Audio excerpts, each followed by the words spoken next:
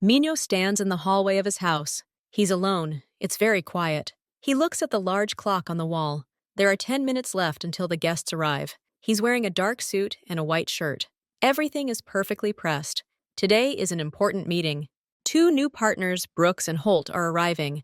They want to offer him a big deal. Their paperwork has already been reviewed by lawyers. The documents are clean. But Minho doesn't trust the new people. He's decided to sign only a preliminary agreement today. He'll review the final contract later. Minho looks at his watch again. 5 minutes left. He takes a deep breath and exhales. All his thoughts are now focused on the upcoming conversation. He becomes focused and cold. He walks over to the chair by the wall, but doesn't sit. He decides to greet the guests standing. It's more appropriate that way. He places his hands behind his back and waits. His face is now completely calm and expressionless. Exactly at the appointed hour, the doorbell rings. Minho waits a second. Then he takes 3 steps toward the door. He grabs the heavy metal handle and opens the door. 2 men are standing in the doorway. They are smiling. It is Brooks and Holt. The first, Brooks, is taller and older. He has gray hair at the temples and a confident gaze. The second, Holt, is younger. He stands slightly behind, but his eyes quickly scan everything around him. "Mr. Minho," Brooks says. His voice is loud and joyful. "Finally, we meet in person." He extends his hand for a handshake. Minho takes it. Brooks's handshake is too strong. He wants to show his confidence. "Welcome," Minho says evenly. He shakes Holt's hand. Holt's smile widens, but his handshake is shorter and softer. "Beautiful house," Holt says, peering into the hall. "Come in," Minho says, stepping aside to let them pass. The guests enter the hall. Brooks carries a sleek leather briefcase. "It looks new and expensive." Holt leaves empty-handed. Minho closes the door. The click of the lock seems very loud in the silence. At that moment, Molly appears from the living room door. She smiles. Her dark skin and bright white blouse look very elegant. She holds Elias's hand. The boy looks at the guests with wide, curious eyes. In his free hand, he clutches a toy water pistol tightly. The pistol is bright blue, almost new. His grandmother gave it to him last week. "And here's my family," Minho says, his voice a little warmer. "My wife, Molly. And our son, Elias." "Nice to meet you," Brooks says, nodding politely to Molly. "Hello," Holt says quietly. His gaze lingers on Molly for a second, then quickly moves to the boy. Elias doesn't say anything. He just watches. He has new people in the house today. This is interesting. He grips the pistol tighter. It's filled with water. Dad helped him fill it this morning. "We won't disturb you," Molly says softly. "We were just about to—" She doesn't finish the sentence. At that moment, Elias makes a decision. These 2 men are like pirates or villains from his cartoon. Dad stands calmly. Mom smiles. So, they need to attack. And that's what the heroes do. He abruptly pulls his hand away from Mom's. He takes 2 quick steps forward. He raises his blue pistol. "Bang!" Elias shouts in his ringing voice. He pulls the trigger. A long stream of water shoots out of the gun. It flies straight forward. Brooks, who is standing closest, instinctively recoils. But the stream doesn't hit him.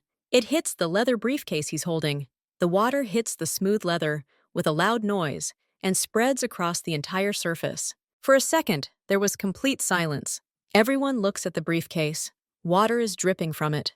A large wet spot remains on the dark leather. Brooks' face changes. His wide smile disappears.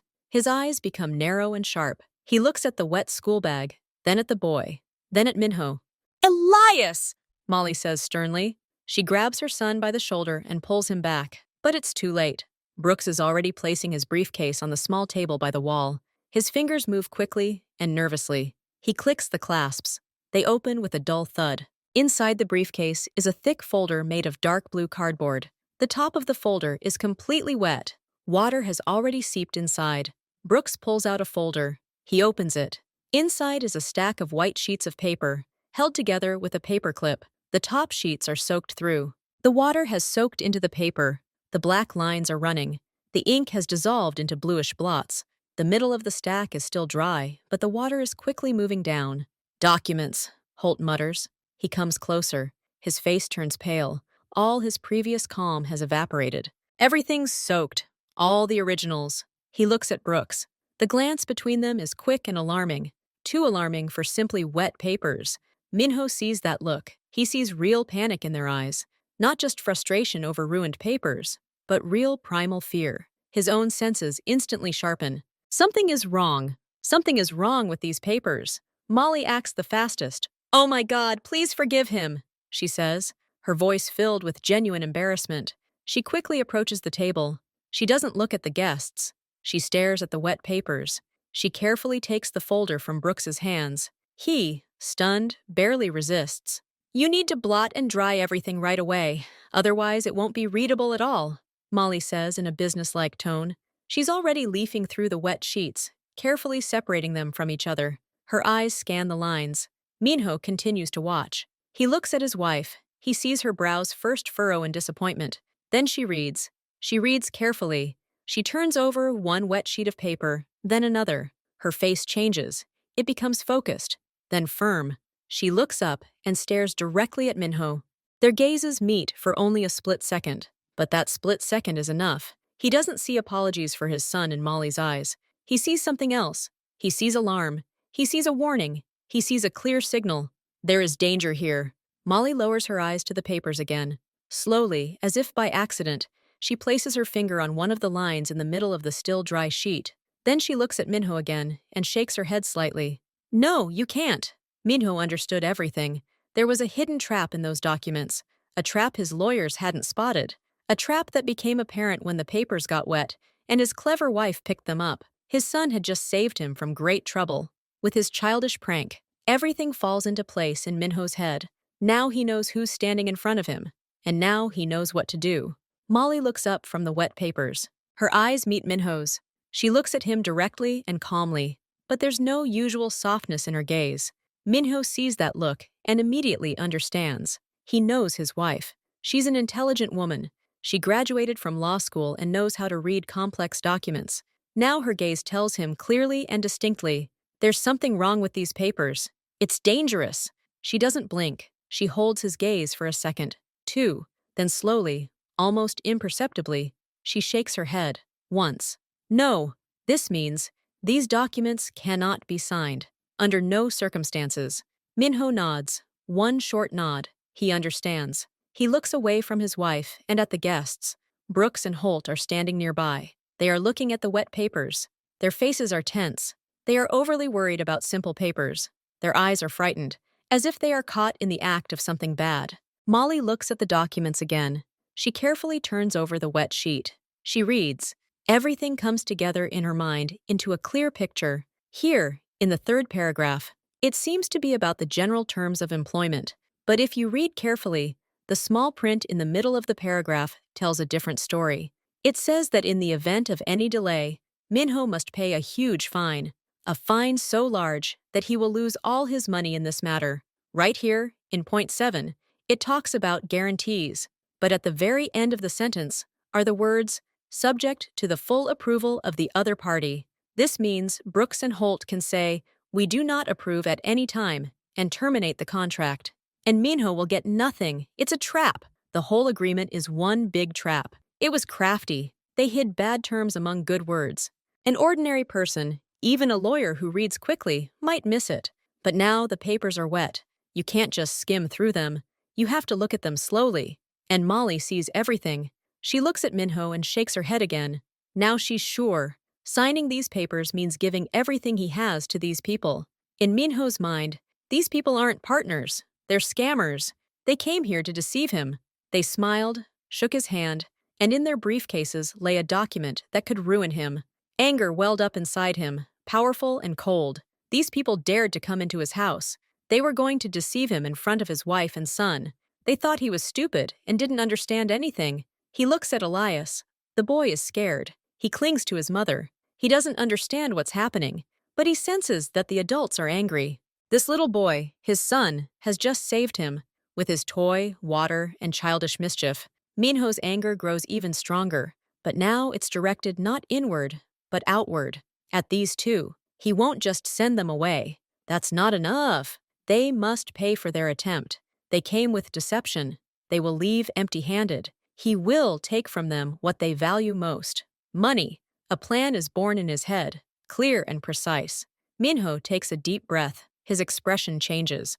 Now it's filled with regret and a desire to help. He gives the guests a small, apologetic smile. "What an unfortunate incident," he says in his usual calm voice. "Children will be children. But now we have a problem with the documents." Brooks sighs heavily. He tries to look like a disappointed businessman.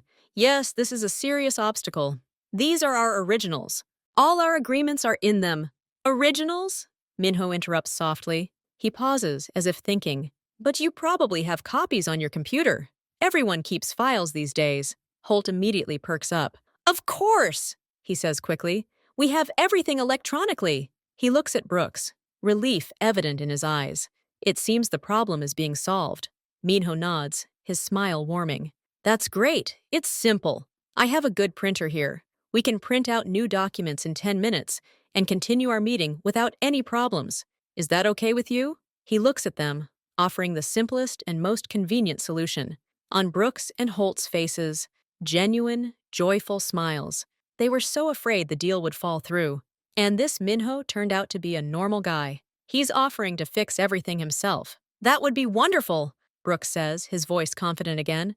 "We're so grateful for your understanding." "Yes, yes," Holt quickly adds. He's already pulling his phone out of his pocket. "I'll send you the files now. Just give me your address." Minho dictates his email address. Holt quickly types it into his phone and sends the email.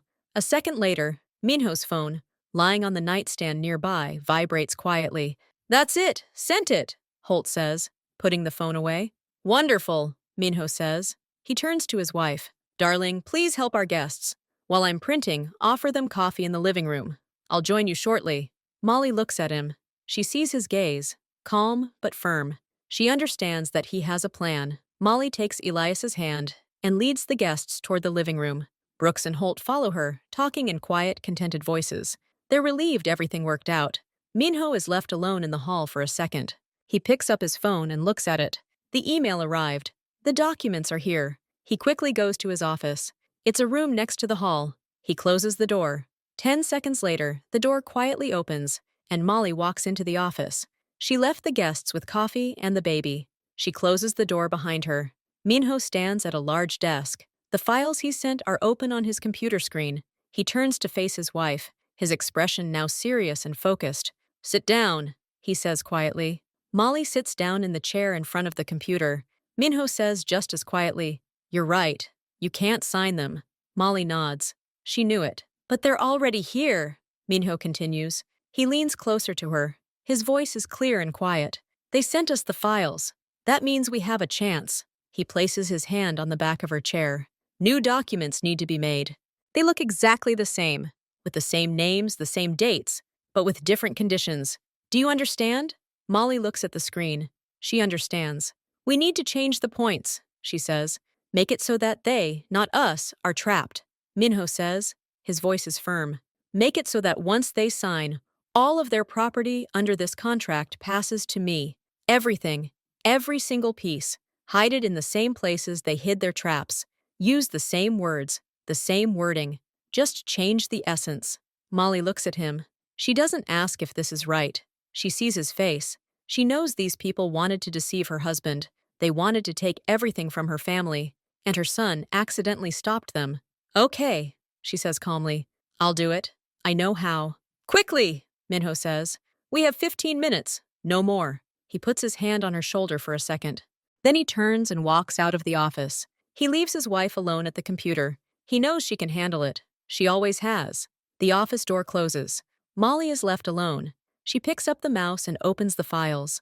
Her fingers begin to tap rapidly on the keyboard. She reads the document from beginning to end. She looks for those tricky places and begins to change them. She's alone in the office. The door is tightly closed. Silence.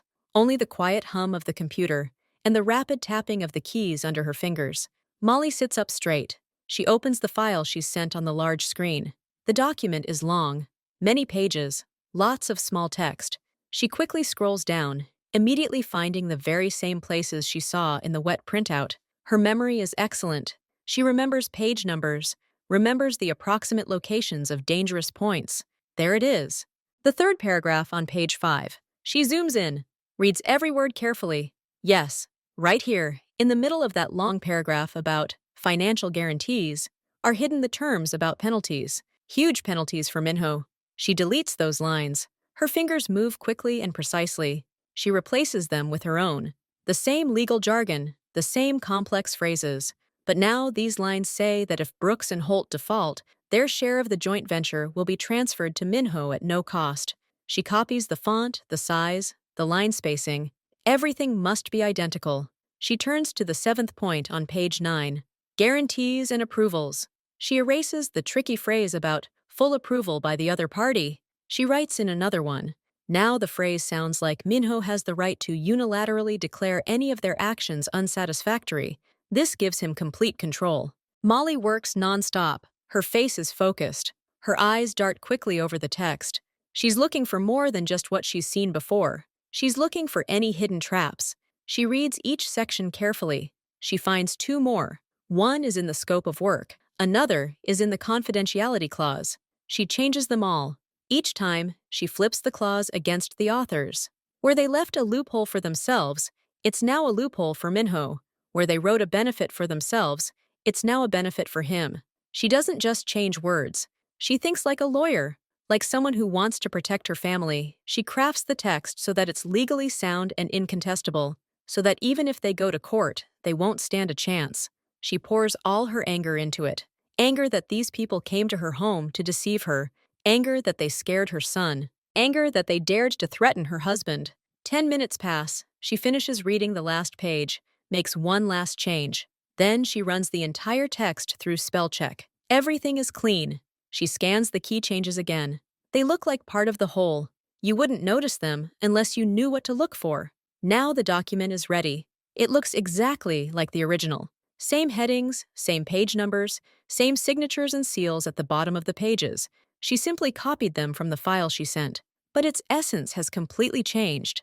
In short, under this new agreement, Brooks and Holt agreed to contribute all of their assets listed in the annex, office buildings, warehouses, and shipping companies, to the joint venture.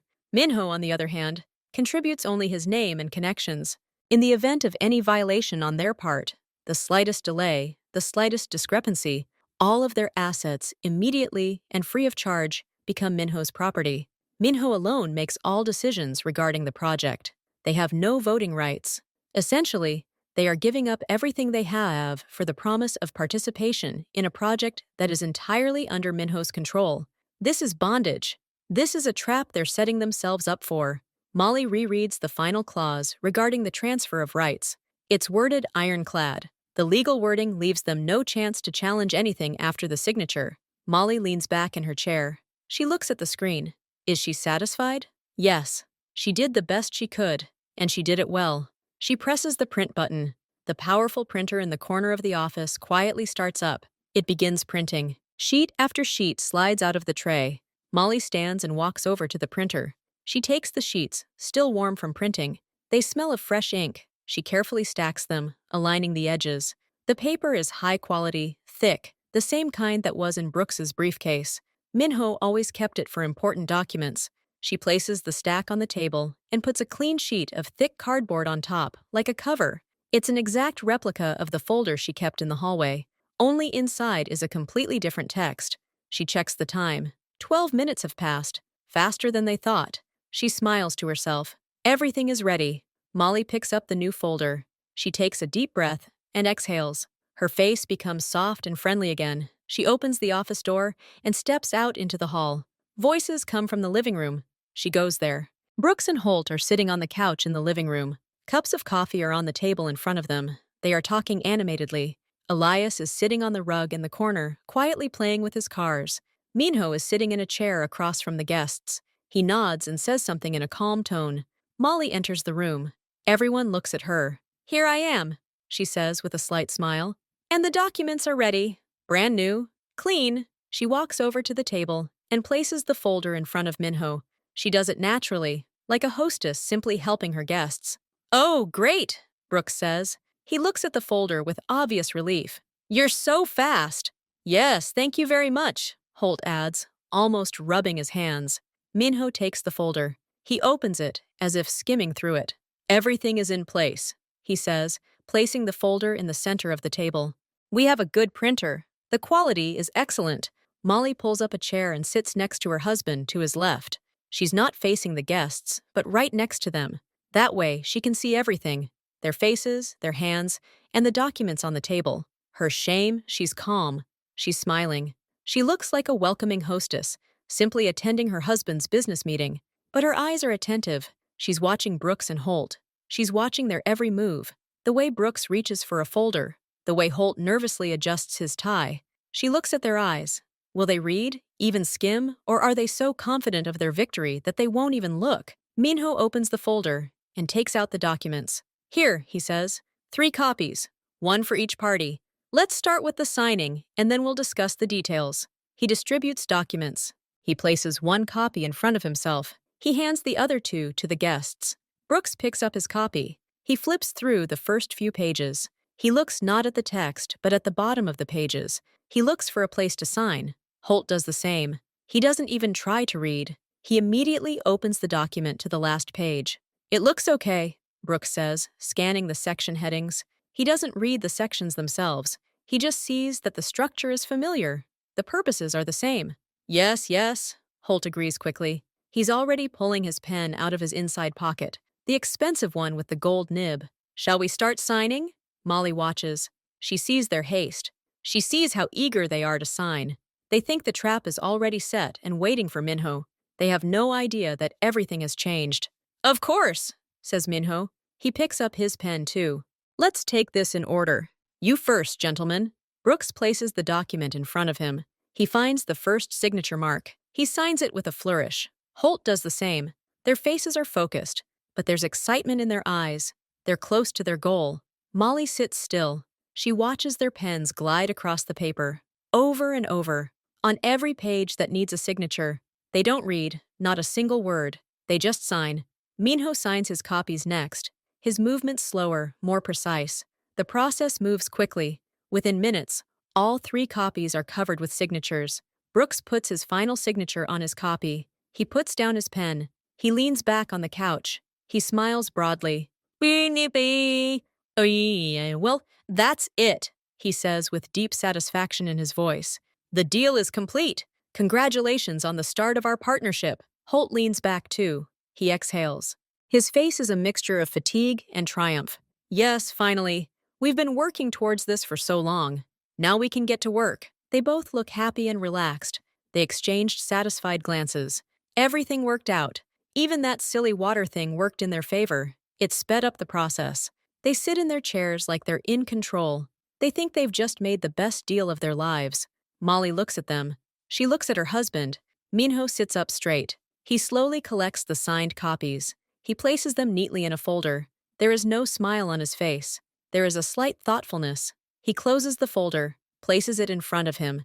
Then he raises his head and looks at the guests. His gaze becomes very calm and very firm. He places the folder with the signed documents on the table in front of him. His hands rest on top, calm. He looks at Brooks and Holt. They are still smiling, relaxed, celebrating. Gentlemen, Minho says. His voice is quiet, but it fills the silence of the room. We just signed a very important document. I believe in cases like this, it's important to be absolutely certain that each party fully understands what they've agreed to. He pauses briefly. Brooks nods, still smiling. Of course we are. We discussed everything beforehand.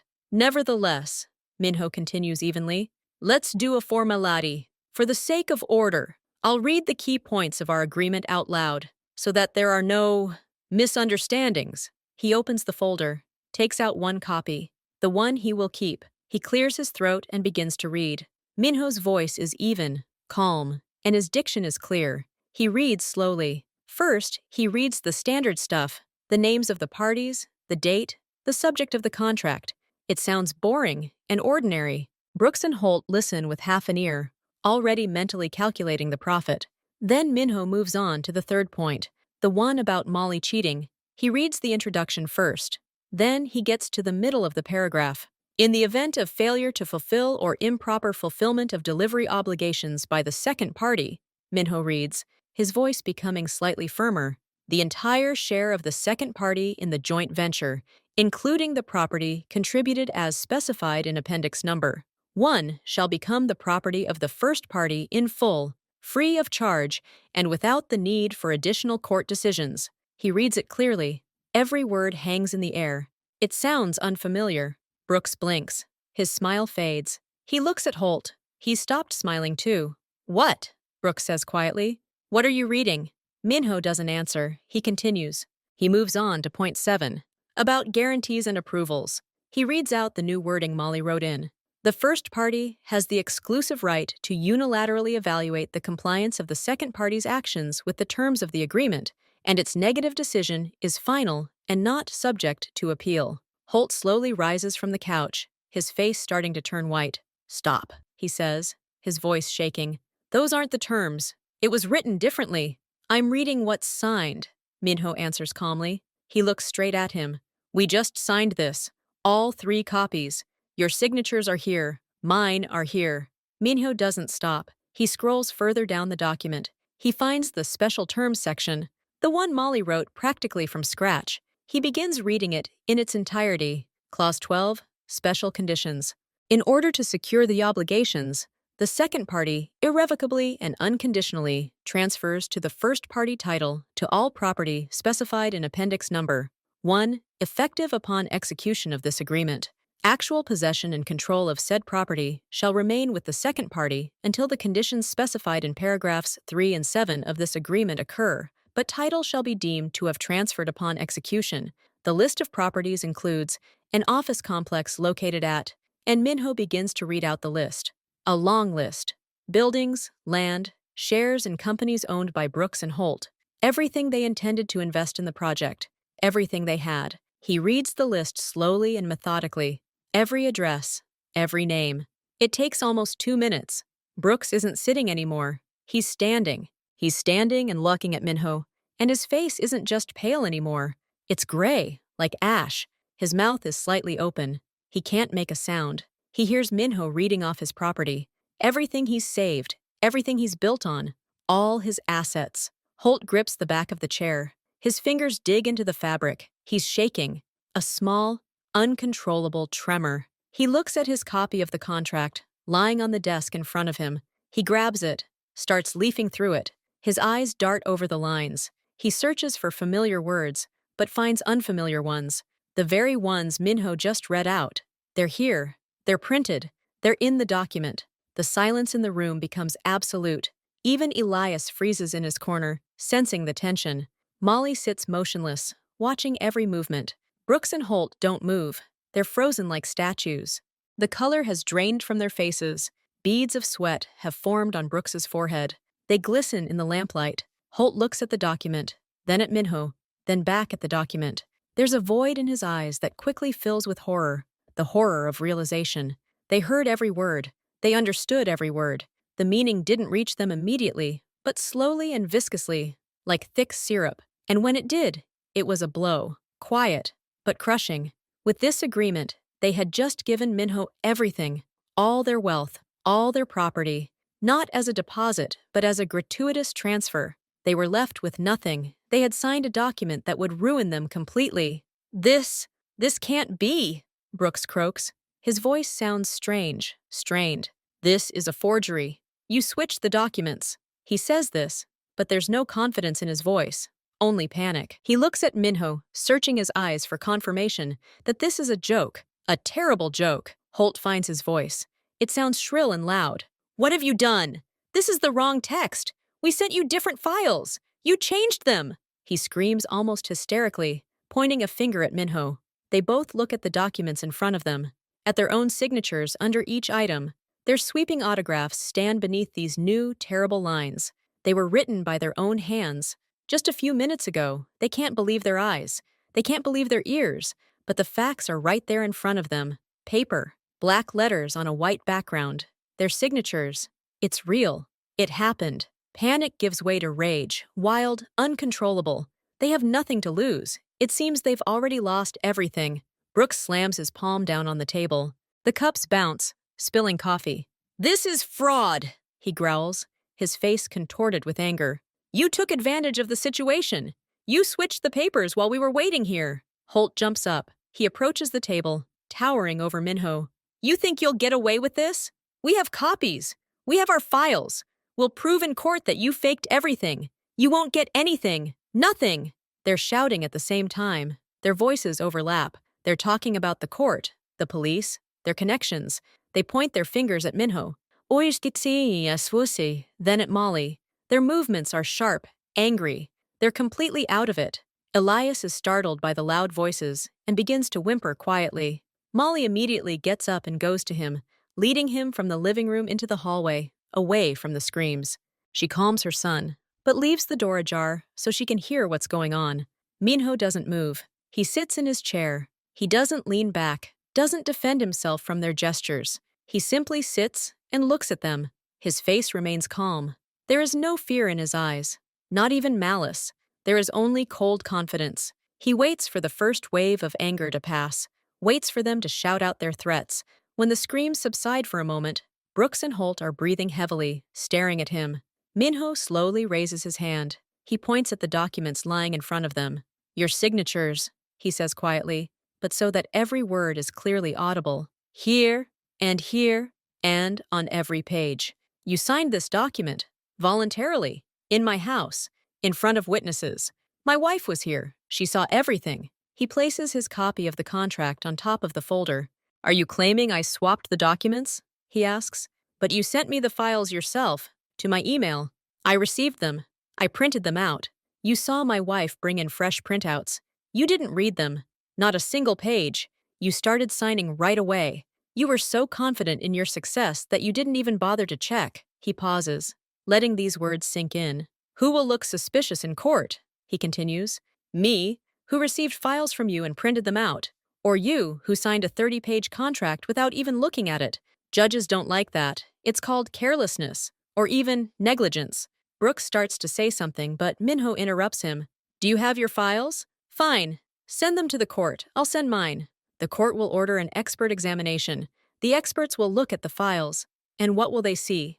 They'll see that the files you sent and my files contain the same text we just signed, because it's the same file, the one you sent me. He's telling the truth. Molly worked directly on the document they sent her.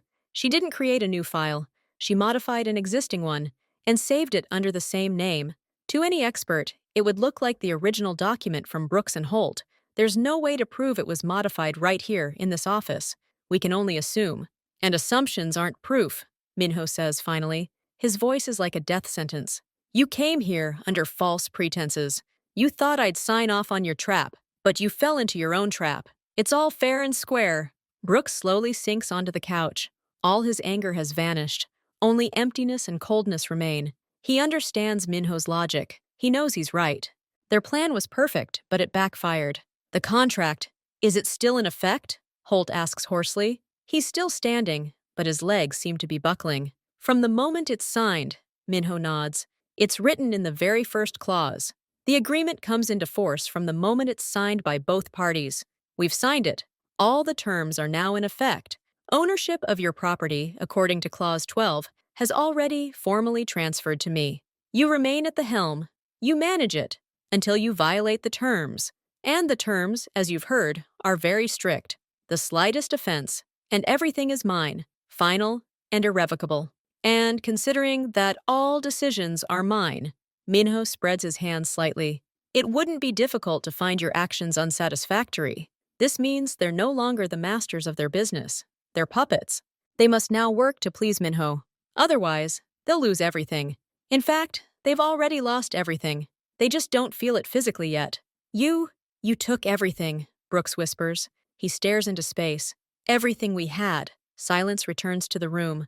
But this time it's a different silence. Heavy, oppressive.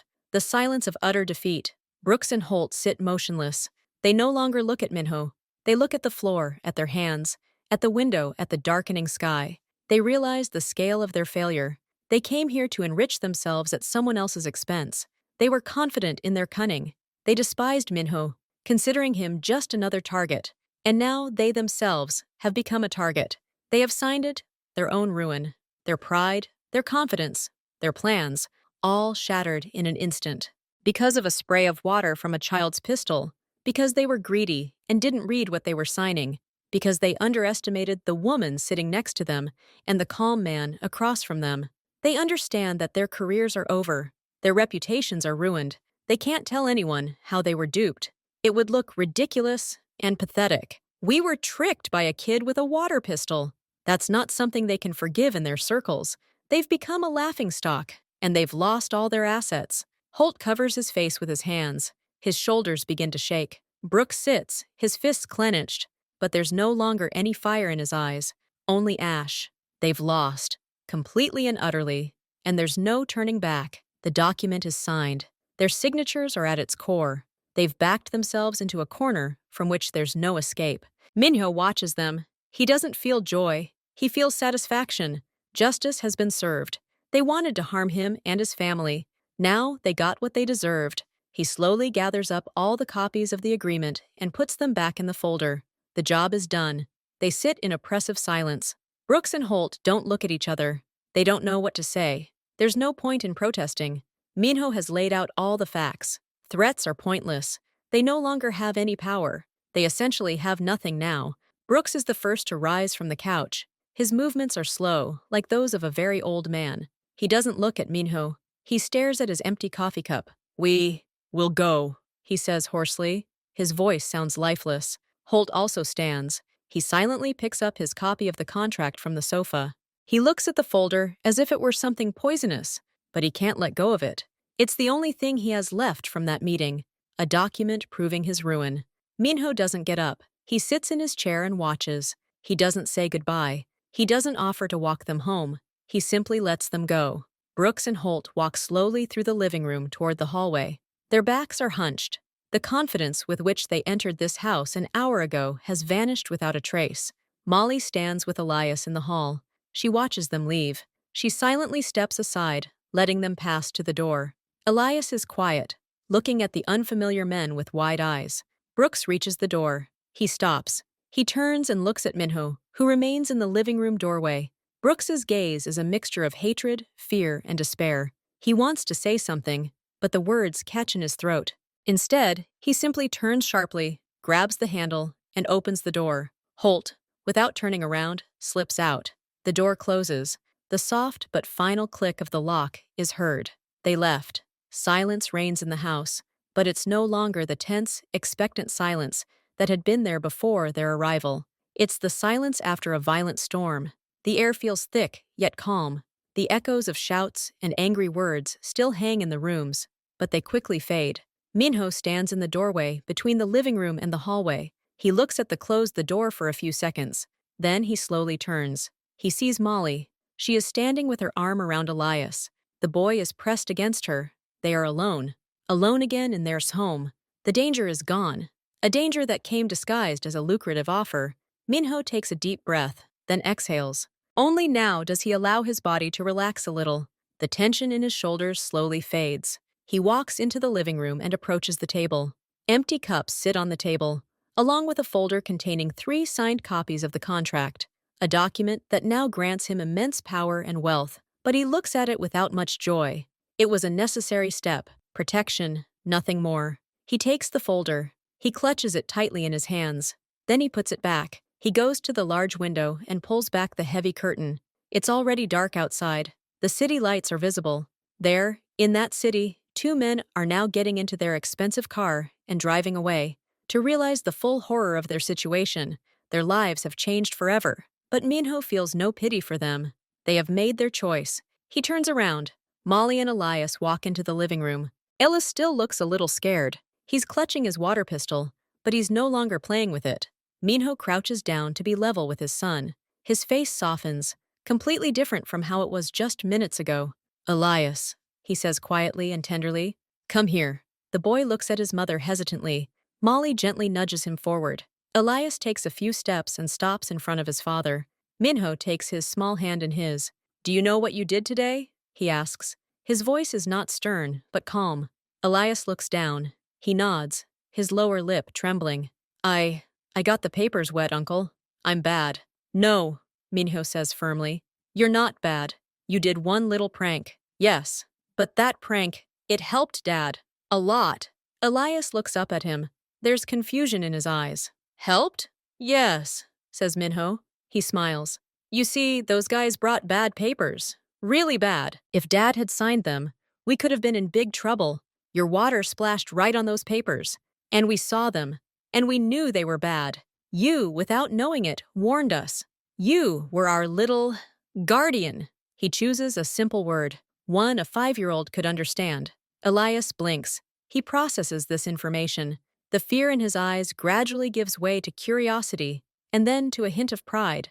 I protected? He asks again. Yes, son. You protected him. You protected him well, Minho says, stroking his head. Minho stands up. He lifts Elias into his arms. The boy wraps his arms around his neck and cuddles. Minho holds him tightly, feeling the warmth of his small body. He looks at Molly, who is standing next to him. Her face is lit with a calm smile. She sees her husband holding their son. At that moment, Minho was overcome with a wave of emotion, tenderness for his son, deep, inexpressible gratitude for his wife. She didn't lose her composure. She didn't just notice the trick, she silently let him know. And then, when it was needed, she carried out the difficult task quickly, precisely, and flawlessly. Without her, his revenge would not have been possible. He would have simply thrown the swindlers out, and they would have gotten away scot-free. He approaches Molly, still holding Elias in his arms. He looks her straight in the eyes. Words aren't needed. His gaze says it all. Thank you. I knew I could count on you. You're the best. She reads it and nods slightly in response. Her eyes say, always. We're family. He leans down and kisses her forehead, quickly but warmly. Elias, caught between them, giggles. Minho lets go of his wife. He sets Elias down on the floor. The boy immediately runs to pick up his cars, which were left on the carpet. His world is right again. Minho and Molly are left alone in the middle of the living room. She goes to the table and begins collecting the cups, doing it automatically to keep her hands occupied. Minho picks up the folder with the contracts. He holds it in his hands like a trophy, but a hard-won trophy. You did it perfectly, he says quietly. I didn't even expect you to get it done so quickly and so professional. Molly places the cups on the tray. I remembered what I was taught, and I saw what they wrote. It was disgusting. They wanted to take everything from us. From you, from me, from Elias. I just upended their plan, Minho says. Exactly. You weren't just an assistant. You were a partner, an equal partner in this. Without you, none of this would have happened today. They look at each other, and in that look, there's complete understanding. They're more than just husband and wife. They're a team. When one sees danger, the other is ready to act. When one needs help, the other is already doing what's necessary. Today, they proved it once again. Molly saw through the deception. Minho came up with an answer. Molly set the trap. Minho sprang it. Neither of them let them down. Neither of them doubted the other. This trust is the most precious thing they have, more valuable than any money they won today. Minho takes the folder and goes to his office. Molly takes the tray and heads to the kitchen to wash the dishes. Elias is busy in the living room. Minho enters the office and turns on the light. He places the folder in the safe built into the wall behind the painting. He latches the heavy door and turns the key. The documents are now safe. He sits down in his chair behind the massive desk. The desk is bare, save for his computer and phone. He stares ahead, but doesn't see the room. He's reflecting on the evening. The lesson is clear and simple. You can only trust family, only those whose interests are inseparable from your own, only those who will stand by you to the end without asking unnecessary questions. Everyone else is a potential threat, even those who smile and offer you mountains of gold. Brooks and Holt seemed like the perfect partners. They had impeccable reputations on paper. Their proposal looked very attractive. His own lawyers gave the go-ahead, but that wasn't enough. Formal checks don't reveal true intentions. Only humans can. Intuition, or chance. Like a squirt of water from a child's toy. He thinks about how easily they fell for his offer to print new documents. Their greed, their confidence in their own superiority, blinded them. They couldn't imagine being outmaneuvered.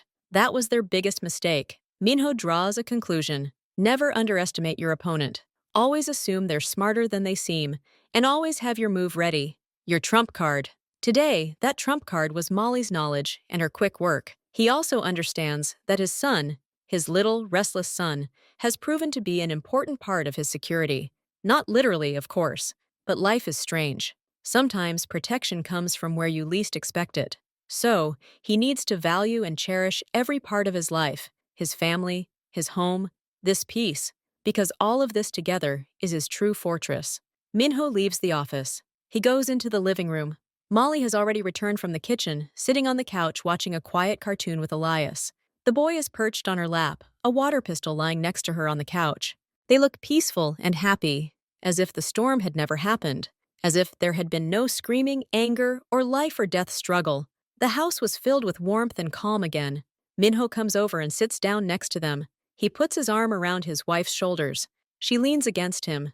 Elias notices that his dad has arrived. He turns around and smiles at him with his childish, carefree smile. Then he looks back at the cartoon. A minute later, he crawls off his mother's lap, picks up his blue pistol, and heads off to play. He aims at invisible enemies, makes pow-pow sounds, and runs across the carpet. He's completely immersed in his game. He's cheerful and lively. He has no idea that tonight he's become a hero, that his simple childhood prank exposed a deception and saved his father from serious trouble, that because of his water pistol, two cunning and greedy men lost everything, that his mom and dad acted as a team to protect their family. He's too young to understand such complex things, and that's good. Let him just play. Let him grow up safe and loved, unaware of the storm that has passed him by today. Let him remain a little boy with his toy, and the adults will make sure his world remains just that, bright and calm. Minho looks at his son, then at his wife. He feels a deep, all-encompassing calm. The house is protected. The family is safe. The enemies are defeated. It had been a long and difficult evening, but it ended in victory. And the greatest victory is not in that folder in the safe, but here, in this room, where a cartoon plays softly, and where his son laughs, shooting water at imaginary monsters. Nothing else matters. The cartoon ends. Elias begins to yawn and rub his eyes. Molly picks him up. "Time for bed, sweetheart. It's been a big day." She carries her son upstairs to his room. Minho remains in the living room. He goes to the bar and pours himself a glass of cold water. He drinks slowly, feeling the coolness spreading inside him. His body finally relaxes completely. He goes into the kitchen, checks the stove is off, and the door to the terrace is locked. All the usual actions, the rituals that bring back a sense of normalcy. Then he turns off the light in the living room and goes upstairs. Elias's room. She's reading her son a bedtime story. Minho stands in the hallway, listening. Her voice is even, calm. Nothing betrays the stress she's been through just an hour ago. She's a rock, his rock. A few minutes later, the nursery door quietly opens and Molly comes out. "He fell asleep almost immediately," she whispers. "He's exhausted, poor thing." They walk together to their bedroom. Molly turns on a small nightlight. She sits on the edge of the bed and takes off her shoes.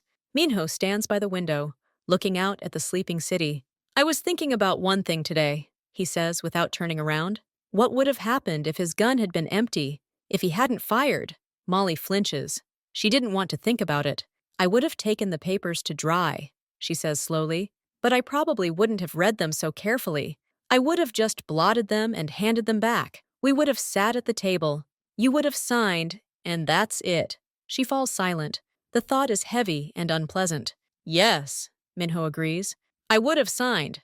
I trusted my lawyers, and they didn't see the catch." He turns to her. "So he saved us twice. First, with the wet papers, then by forcing you to look at them. We owe him," Molly says quietly. "Although he'll never know." "That's how it should be," Minho says. "Children shouldn't have to bear the burden of adult problems. He should just be happy." He comes up to her and sits down next to her. "And you were fantastic today. You didn't lose your cool. You didn't just point out that something was wrong. You knew exactly what it was." Molly looks at her hands. "I remembered how they taught us tricks like this in college. Long sentences with the main point hidden at the end, small print in the footnotes. They used everything. It wasn't just a trick. It was a professional, well-thought-out forgery. They knew what they were doing. That's why they couldn't just let them go," Minho says. His voice hardens. "People like that don't stop. They would have moved on to the next one, and they would have deceived someone else, maybe less prepared." "You did the right thing," Molly says. She puts her hand on his arm. "They got what they deserved. They came with a lie, and they left with a lie. Only they were the ones who ended up deceived." They are silent for a few minutes. Then Molly asks, "What happens now?" "With this agreement," Minho thinks. "The agreement is a tool, a very powerful one. They are in my hands now. They won't dare contradict me. They will do everything I say so as not to lose the last thing they have left. the semblance of control over their property. In fact, they will become my managers, unpaid and highly motivated. And after some time, when I realize that they are no longer needed, well, there is a clause about improper performance. Their company will be mine completely, purely, legally. He says this without malice, stating a fact. That is the game. They started it by their rules. He ended it by his. And they? What will happen to them? Molly asks. They will keep what is not listed in the annex. Cash, maybe some personal accounts, if they have not invested it. But their business, their capital, all this is now under my control. They will become much more modest. And I hope, wiser. Although I doubt it. He lies on his back, staring at the ceiling. The main thing is, they'll never come near us again. And they won't come near those we protect. They're broken. They know I've got them. And they know I have complete power over them. That's the best guarantee of their good behavior. Molly lies down next to him. She turns on her side and looks at him. Are you tired? No, he says. On the contrary, I feel clear. Everything is in its place. He looks at her. Thank you for being with me today. Not just physically. Thank you for your mind, for your composure. I'm proud of you. She smiles in the dark. We're a team. We always have been. Yes, he says. A team. They fall asleep quickly, holding hands. The house is completely quiet and peaceful. Sunlight filters through the curtains. Minho is the first to wake up. He looks at his watch. It's morning, as usual. The world outside the window lives its own life. Last night seems like a strange, almost unreal dream. But no. He gets up and goes to the safe, just to check. The folder is there. Not a dream. He takes a shower. The hot water washes away the last vestiges of tension. He dresses in simple lounge clothes, soft pants and a t-shirt. He won't go to the office today. He'll stay home. As he goes downstairs, he hears voices from the kitchen and the smell of toast. Molly is making breakfast. Elias is already sitting at the table in his little robe, animatedly telling his mother something about his dream. Elias squeals, seeing him. I shot a gun in my dream last night too. But there was a dragon. And you defeated it? Minho smiles, sitting down at the table. Of course! Psh, psh, psh. And it got wet and flew away. Minho and Molly exchange glances. The smiles on their faces are warm and a little tired. The irony of the situation continues to amaze them. The atmosphere at breakfast was typical family. Nothing reminded me of yesterday, except perhaps Minho's slightly more tender gaze at his son and his slightly longer look at his wife. After breakfast, Molly takes Elias to get dressed. Minho grabs a cup of coffee and goes into the office. He sits down at the computer. He has something to do that can't be put off. He opens his secure email. He finds yesterday's email from Holt with attachments. He downloads the files and saves them in several places. On a secure cloud server, on an external hard drive, and on a safe deposit box at the bank. This is evidence. Proof that they themselves sent him the original document, the very one they signed. Then he opens his address book. He finds the contacts of two people, not lawyers. These are different people, quiet, efficient. He writes them short letters with the same text. Targets B and X are now under our attention. Begin background check of transactions. No interference. Observation only. He sends the letters. This is insurance, so that Brooks and Holt don't decide in a panic to sell or rewrite what is now, essentially, no longer theirs. He leans back in his chair. The technical part is done. Now we need to wait. There can be no rash action. We need to give them time to process and accept the new reality. Elias's laughter comes from behind the door. Minho gets up and leaves the office. Family is more important. They spend the day together. They play a board game with Elias, watch a movie, and walk in the back garden. Minho turns off his work phone. Today, it's just the three of them. During their walk, Elias runs around with a water pistol again, watering flowers and imaginary enemies. Minho looks at him and feels a strange mixture of emotions, tenderness, pride, and an immense, boundless gratitude to fate for this small, absurd incident. That evening, while putting Elias to bed, Minho sits on the edge of his bed. Dad, what about those guys from yesterday? Are they not coming anymore? The boy suddenly asks, looking at him with serious eyes. Minho hadn't expected such a question. Children feel more than they seem. No, son, he says confidently. They are not coming anymore. They went far, far away. Were they bad? Minho chooses his words. They didn't do very well. But now they understand everything, and they are improving. It happens. Sometimes people make mistakes, and then they learn from their mistakes. Elias nods, as if this is a perfectly reasonable explanation. It's good that they left, he says and yawns. Yes, Minho agrees. Very well. Sleep, hero. He kisses his son on the forehead, turns off the light, and goes out, leaving the door ajar. Late in the evening, Minho is back in his office. He's checking his email. His quiet men have sent short reports. Surveillance initiated. Targets returned to the office yesterday. No activity today. No activity on accounts or property. Looks like shock. Good. Shock is the first stage of acceptance. He also received a letter from his chief legal officer. Subject: clarifications to yesterday's contract.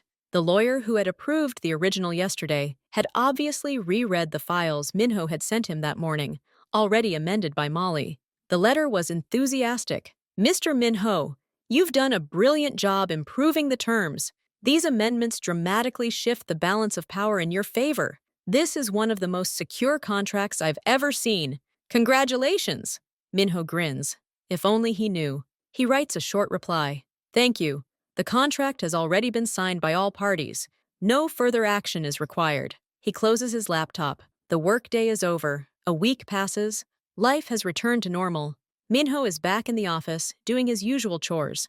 But now he has a new, very interesting asset. He's taking his time. He's observing. Regular reports come from his people. Brooks and Holt leave the office 3 days later. They look aged. They try to conduct business as usual, but their actions are desperation and caution. They call Minho once. A short, nervous conversation. They try to gently hint at some ambiguous points. Minho interrupts them in a calm voice. The agreement is clear and signed. Fulfill your obligations, and everything will be fine. Failure to do so will result in consequences you will not like. They don't call again. Molly sometimes asks about them. Minho only shares general information. Everything is under control. They're working.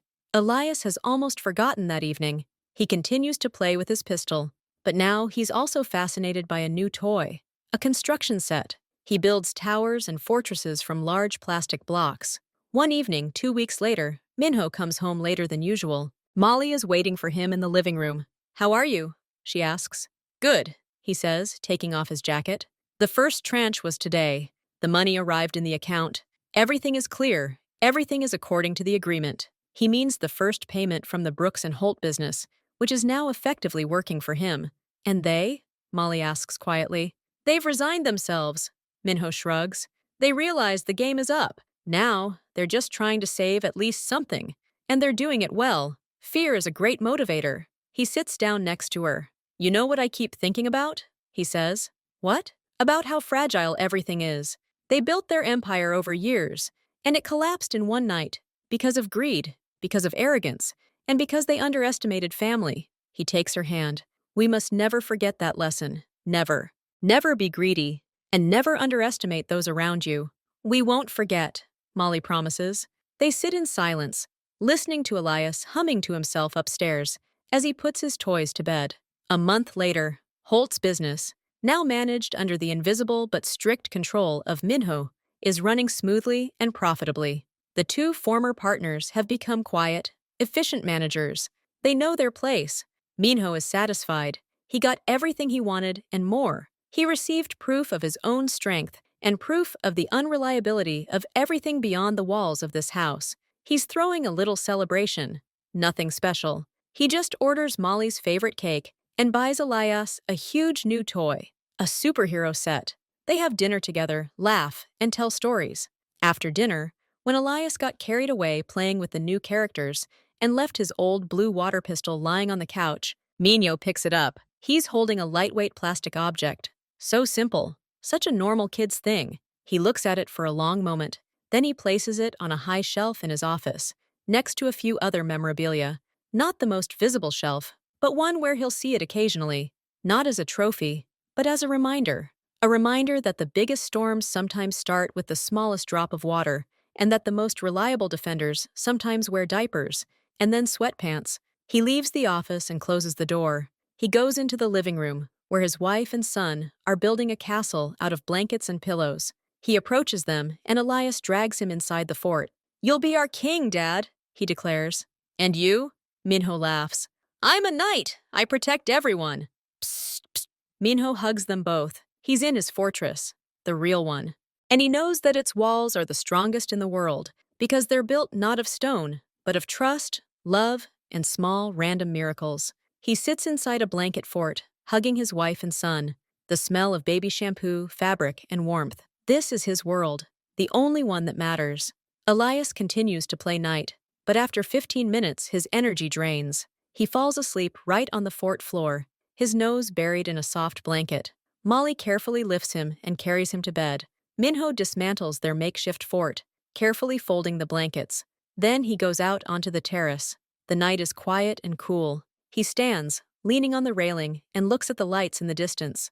The city lives its own life, full of the same deals, ambitions, deceptions. But here, on this hill, it is quiet. He has fenced himself off from all this. Not with walls, but with something more reliable. Molly comes out to him, a light cardigan draped over her shoulders. She stands silently beside him. Do you think about them? She asks quietly. He shakes his head. No, not anymore. They're a thing of the past. They're just an asset, a line item on a report. My accountants think about them, not me. He turns to her.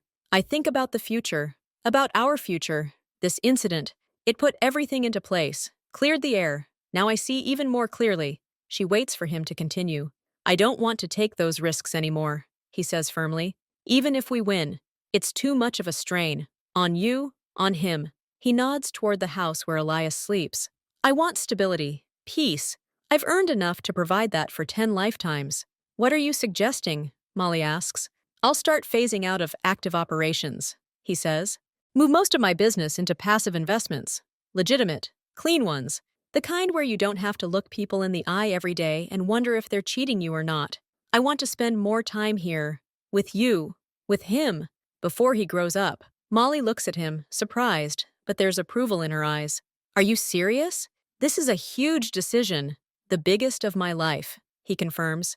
I used to think power was control, money, the fear you inspire. But that's not power. It's a trap. The real power is right here. He puts his hand on her shoulder. And being able to protect it. Not with shouting and threats, but quietly, smartly, safely, like you did. He pauses, considering his words. I'll learn to be different, for him, so he can grow up knowing his father, not as a man who solves problems with force, but as a man who builds, creates, protects quietly. He already knows you like that, Molly says softly. To him, you're just dad, the one who picks him up, the one who reads him stories, the one who protected him from bad guys. Minho smiles. She always knew how to say the right thing. Especially, I want it to stay that way. They go inside. The house is dark and quiet. They go upstairs and check on Elias. He's asleep, hugging a stuffed dinosaur. His face is completely serene. Before bed, Minho goes into the office. He opens the safe, but what he takes out isn't the folder with the contract, but an old, tattered photograph. It's of him and Molly, still very young. Elias wasn't even around then. They're smiling, looking into the camera. Their eyes are filled with hopes and plans. He looks at the photograph, then at the door leading to the bedroom where his wife is waiting. Then, in his mind, he glances at his son's room. He puts the photograph back and closes the safe. Now he knows that the most precious thing isn't in the safe. It's walking around the house, laughing, sleeping, building forts out of blankets. He goes to bed and falls asleep quickly, dreamlessly. His sleep is deep and peaceful. The morning begins as usual. Sunshine, breakfast, the bustle before school for Elias. He attends preschool.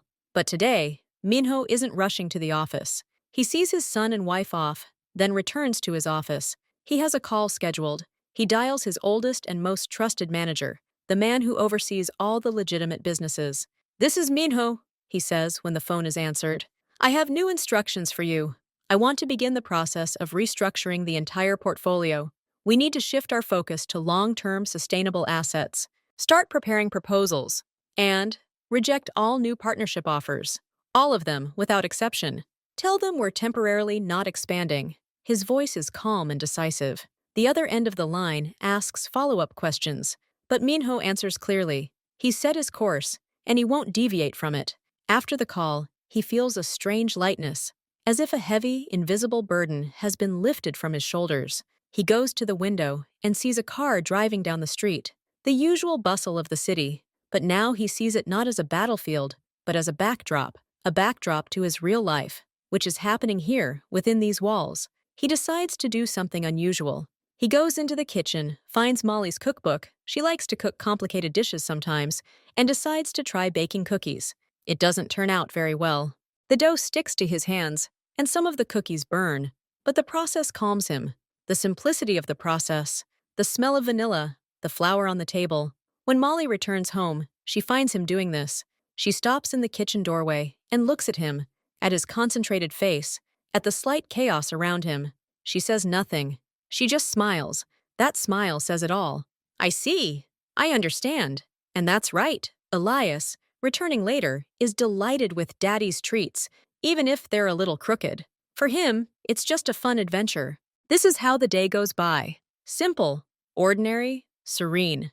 Late in the evening, when all the chores are done and Elias is asleep, Minho lingers in the office for a moment. His gaze falls again on the top shelf, where the blue water pistol sits. Now next to it lies a single cookie, slightly burnt, but neatly wrapped in transparent paper. A strange artifact of a new time, a new stage. He turns off the light and leaves the office. He goes into the living room, where Molly is reading a book. He sits down next to her, takes her hand, and simply holds it. No words are needed. They both look forward, toward a future they will build themselves, with quiet, confident steps, together.